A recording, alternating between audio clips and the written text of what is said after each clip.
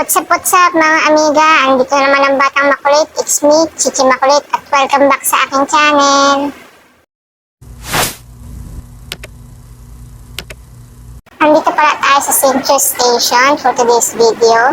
At ayan, makikita mo yung mga oras ng pag-alis ng mga tren. So bahala ka na kung saan mo gustong lumipad kasama ng iyong team.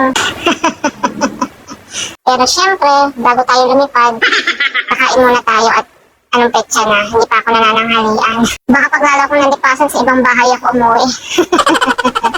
Eddie, wow. Ayan, malapit na pala tayo sa kakainan natin, pero dadaan muna tayo dyan sa 7-Eleven, yan. Tapos, yan, Subway, masarap din dyan yung pagkain, pero hindi dyan ang bet ko ngayon. Dito tayo sa Yoshinoya. Dyan tayo, lalapang, yay! Yung lugar pala nila up and down, so doon tayo kakain sa taas. So, ayan, papasok na tayo at mag-order. Ayan, lalapit na tayo kay ate sa cashier. Tapos, ayan na pala yung mga food dito. Ayan, karamihan sa mga pagkain, rice, tapos merong ulam sa taas. So, pwede ka na lang. Basta ang sabi ko lang, tsaga ha, iga ha. Pero pag hindi mo na kaya magsalita, ituro mo na lang para mas mabilis. Ayan, dumudukot na pala ako ng pera ng kasama ko, pambayad sa in-order ko. Charis lang. Ano ba yan? Ito na naman ako. Nahirapan na naman ako sa voice over kaya naghahabol dito sa pinapanood ko. Charan! Ito na pala yung in-order ko na pork na may kimchi at iced tea. Yan. Uumpisahan ko na palang i-fast forward para hindi naman halata na super gutom ang person. Paano ba naman? Anong oras na? Hindi pa ako nakakain, nalipasan na ako ng oras. Nalipasan ng oras o nalipasan ng gutom.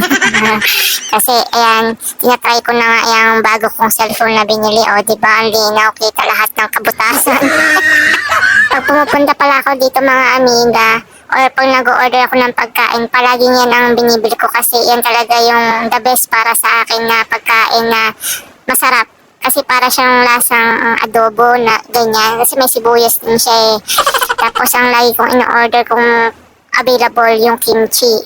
Yan, tapos kasama na yung iced tea. Ayan, large size lang yung binili ko kasi may mas malaki pa dyan baka kasi hindi ko maubos.